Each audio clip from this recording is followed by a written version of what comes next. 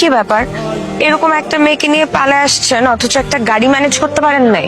কেন মানে আপনি কি আমাকে আগে বলছেন আপনি পালাবেন?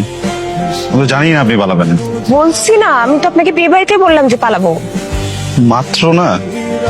আচ্ছা এনিওয়ে, আমাকে ফুল দিলেন, চকলেট দিলেন, চিঠি দিলেন, চটটা কেন দিলেন? পরে বলবো, চলেন। কি দৌড় দেন!